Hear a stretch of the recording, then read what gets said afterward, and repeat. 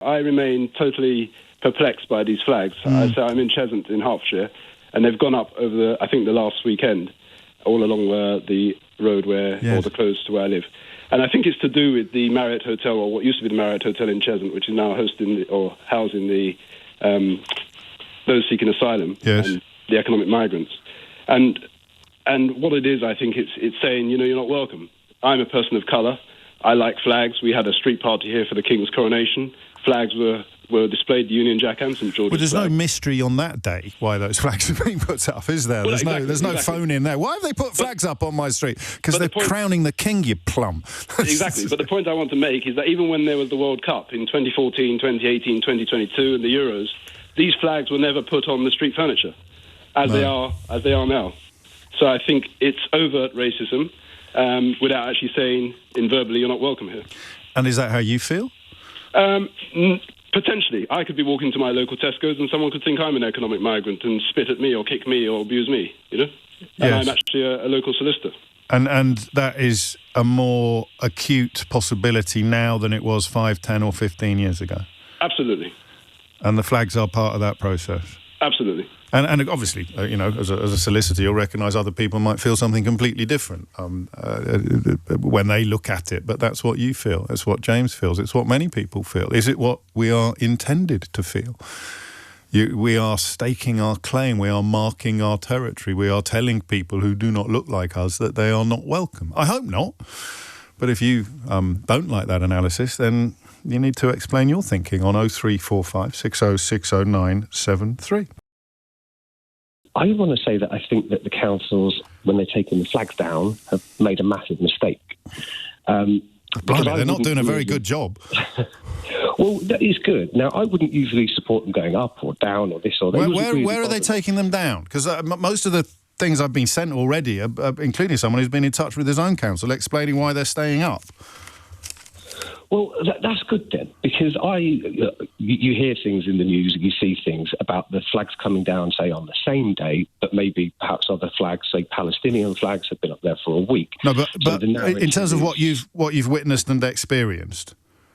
Well, even if I haven't witnessed or experienced it, the fact that I've heard that means that I'm now part of a growing undercurrent of people who probably think that, do you know what, they should be left up there. Because this is England, but they are being left up there.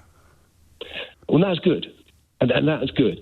And I think that even whether it's true or not, the narrative about them coming down has really annoyed people who generally wouldn't care. Right. To the point, because how can I put it? This is England. If you want to put up an England flag, there's nothing wrong with that, and there shouldn't be. The fact that it's been unless it's in an area where you're not allowed to put any flags. Well, that would. I know they've taken one down because the rope, which had been strung across a road, was so strong that if a high vehicle had gone into it, it could have caused a hideous accident. So those are the ones that are generally being taken down. And the historic examples of this are almost always communal areas where you're not allowed to hang anything at all. And then the Daily Telegraph or the Daily Mail gets hold of it, and they pretend that it's an assault upon the English flag. And respectfully, I think they're aiming for people like you, aren't they, when they print those misinformations? Because you've just said you're getting it from the news. You've got no evidence that it's true, but you're definitely certain that you're cross. And to quote you, this is England. Yeah, it's not so much I'm cross. It's a matter of the fact that if you want to put up a flag in England, you should be able to put up the Union flag or the St George's Cross. And even though it's a bit annoying, where should you be able to put it? I would suggest when they're on things like the street on the. But what if you live on that street and you don't like them? Well, to be fair, I live around the corner from Chloe Kelly, the fantastic England lioness, and her family's house has had them up. Yeah, but there's no mystery about why those flags are up. That's not the flags that we're talking about today. We established in the first call that this is nothing to do with support, for example, at the moment for the English rugby team. So, I'm just intrigued by this sort of blanket right that you think people have to put these flags up because, to quote you again, this is England. What if I don't want them on my street? I say what are my rights? It's a little bit cheeky. What are my rights? It's a little bit naughty, maybe. But I can understand it at the moment because there does seem to be an undercurrent of saying it's wrong to put up a flag. And it's almost like if you... If you just have a little crack at the question I've asked you, what about my rights not to have them on my street? I'm not going to tell you can't put them up in your garden or in your sitting room window or wherever else you might want to, or on your car bonnet or whatever it may be. But what if I don't want my local roundabout to be painted, or I don't want flags on my street? What happens to my rights in a public space? Well, this is England, and so if you go round and you see a flag in England and it's the English flag, you might just have to realise that, OK, fair enough, it's where I live. Right. So absolutely everywhere, all the time. No limit, no point at which you go, that's a bit much now. Yeah, if people have the money and time to do it, at the moment, I think it's just proving the point that you won't tell us we can't do it. Yeah. At some point, they'll get bored, and it'll go back to normal, just be for, the football tournaments and things like that. But I think it's got to the point where you said we can't do it, and now we're definitely going to do it. There will be some examples of where people have been told to take them down, but it's interesting that you're basing it on your news reports rather than the evidence of your own eyes and ears. Because that is, of course, what the news reports are designed to do. I think you're sort of a bit more right than perhaps you realise. It is absolutely designed and done in the hope that people will be told to take it down so that then people can get cross and complain. Just briefly, on this question of marking territory, how do you respond to that analysis? It's a marking of... I think you agree, don't you? Because this is England. Yeah, and if you're not English, just suck it up, snowflake. It can be seen as that, but I'd suggest it's going to be a small flash in the pan just because people were told they couldn't do it. They're proving that they can. And so they're marking their territory, and the message it sends to people who are not English is not a very nice message, perhaps. No, I don't think that's true. I think for the people who aren't English, who maybe don't like it for any number of reasons, they do live in England and they will see it. So, sometimes. So at the moment, it's a flashpoint. It's a hot topic. So it will go away. I wonder. It is 10... I mean, what happens? Do they take them down again? How does it go away? You don't want them taken down, but you think it's going to go away. There's a little mystery to wrestle with as we head towards the next hiatus. It's definitely going to go away, but you definitely shouldn't be allowed to take them down. Riddle me that. So my neighbours have recently put one up. They've never put one up before when England was playing the football. Right. They've never been very patriotic before, but all of a sudden they are, right? And I am, as me and the other neighbours, are all aware of the reasons why, what's fueling that sort of, this is our country, we're putting up our flag, all of these rhetoric. To be honest, as a black Muslim woman, it makes me feel very uncomfortable because I know why they've done it, right? There is a tension in the air, not just in my neighbourhood right now because of them, but also the whole country. Like, the whole country is so depressing at this moment. And I can't help but wonder, this is nothing about saving the women, saving the children of the country. It's, our country's been invaded. This is actually, if I'm going to be honest, right, a fear and hatred towards Islam and anyone that's brown and black, right? These people, because I've done my research on this, feel like their country's been invaded. They say things like, we've got young men of fighting age, we've been invaded, right? So it's like mass hysteria is going on.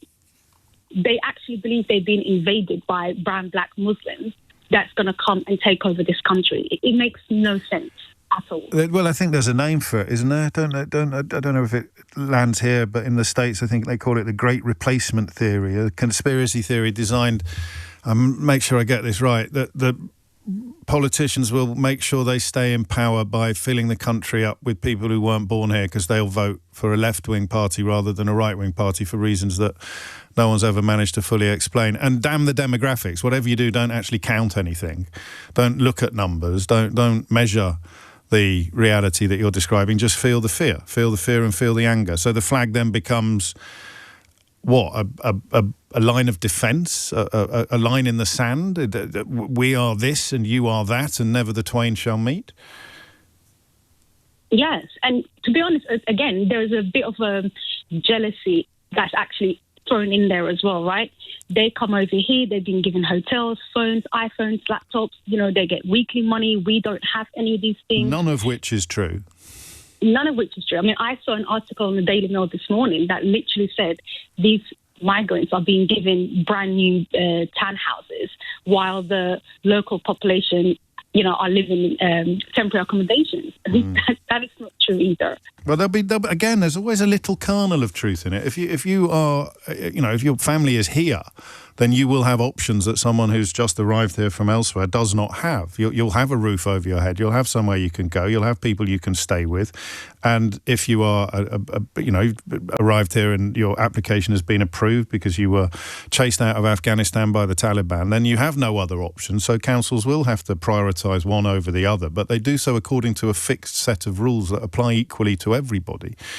It's in the hands of irresponsible journalists and politicians, it can look very different from what it is to people. Can I just add? Yes. I work as a counsellor, and I work with some of these refugees. They say, where are the women, where are the children? Why is it only young men of fighting age? That's not true. There are women. There's a lot of them, and children, families. But they separate the men from the women and the children, right? These people are actually fleeing war. And British people, English people, I'll say, they don't realise how lucky they are to have the opportunities they have. They don't feel very lucky. They don't feel very lucky. And also, fighting age is working age. And so, change the record and the argument becomes the opposite of what it is when they say fighting. Oh, they're not coming over here to get... Well, they are. Desperate to work. In other countries in Europe, they're allowed to work while their applications are processed. Per capita, more applications than we get, even in Ireland. Even Ireland does more than we do per capita in this kind of space. But again, nobody actually knows the facts or knows the truth. Where do you derive your certainty that your neighbours want you to be intimidated by the flag that they're flying? Why they're flying it all of a sudden? Why now? Exactly. Why all of a sudden? Could be the Rugby World. Could be the Women's Rugby World Cup, Layla. Maybe they're massive women's rugby fans. No, it's not. They've never put it up in the Women's Rugby Club or the England football team or any other time. It's all of a sudden the England flag has gone up. So, again, like, I'm a Muslim person and I wouldn't, I support the whole Palestinian cause, but I wouldn't put up the flag outside my door knowing, that it's going to cause tension or make other people feel uncomfortable. We know what's going on across the globe. This has become like a global movement. It's fashion to be racist at the moment. So it's about being aware of your surroundings, of your neighbours, your community, and not sort of, putting fuel to the fire and making everyone feel uncomfortable around you. Do you know that it is widely believed, and I know this is a little bit boring because some clever clogs does it every single St. George's Day, that it's reckoned that St. George probably grew up in the area known as Palestine and was martyred there for his Christian faith in about 303 AD. So maybe the way to get all these flags taken down is to tell all the people putting them up that they are demonstrating massive solidarity with the Palestinian cause. Just they haven't got the history to realise it. I think we've got a very angry, disengaged population. I think we've had, 0.5% better off than the crash in 2008. We've had a field in it. We've had success. I don't know where does that number come from. I don't know. I'm just interested. It's from the government manufacturing. It's from the operational manufacturing strategy that's on the government website. So in a specific area of industrial production and manufacturing, that sounds about right. I can't think of many big factories that have opened recently. Although we've got the £10 billion warship deal to celebrate. And let's celebrate it. Yes. But I'm trying to understand why people are putting flags up. I sort of help out at Andy's Man's Club and stuff like that, and you find that people can't live. They've had oppressive kind of living kind of a structure to live in, and the media tells them you've got to have everything to be happy. They haven't got the money to spend on the things that make them happy. But this is true of everybody. This isn't going to be more true for white people or English people or brown people or black people. I think it's a tipping point. I really do think it's a tipping point. But does it not involve? Does it not involve a belief that some of the misfortunes you describe are the fault of some of the people? No, it's just the icing on the cake. It's the scapegoat. It's happened all through history. That's what I mean. It's a scapegoat, but it's an easy to understand scapegoat. The average, here's another stat for you. The average reading age, you probably know this. You're a clever guy in this country is 9 to 11 years old. The average reading age of the average adult? Yeah, 9 to 11. So if you keep it simple, Keep it not like what you're doing, dissecting it with intelligence. And keep facts. It simple. You can get anybody to do anything. They come in here to nick your biscuits, and I'm going to go out and paint a roundabout. And in a way, your portrayal is quite poignant, isn't it? I'm not suggesting anyone should lie awake at night worrying about these people necessarily, but if you are so impotent that you think painting a roundabout in the middle of the night is a viable and important use of your time, there's something quite tragic about that.